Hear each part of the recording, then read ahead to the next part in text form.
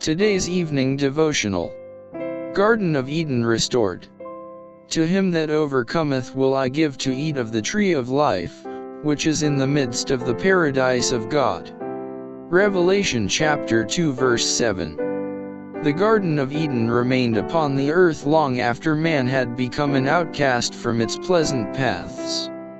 The fallen race were long permitted to gaze upon the home of innocence, their entrance barred only by the watching angels.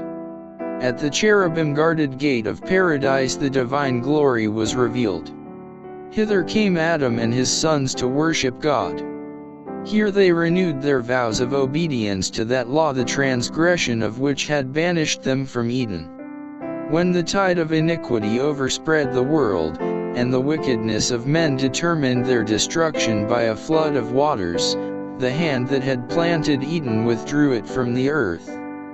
But in the final restitution, when there shall be a new heaven and a new earth, Revelation chapter 21 verse 1, it is to be restored more gloriously adorned than at the beginning. Then they that have kept God's commandments shall breathe in immortal vigor beneath the tree of life, and through unending ages the inhabitants of sinless worlds shall behold, in that garden of delight, a sample of the perfect work of God's creation, untouched by the curse of sin, a sample of what the whole earth would have become, had man but fulfilled the Creator's glorious plan. Adam is reinstated in his first dominion. Transported with joy, he beholds the trees that were once his delight, the very trees whose fruit he himself had gathered in the days of his innocence and joy. He sees the vines that his own hands have trained, the very flowers that he once loved to care for. His mind grasps the reality of the scene. He comprehends that this is indeed Eden restored.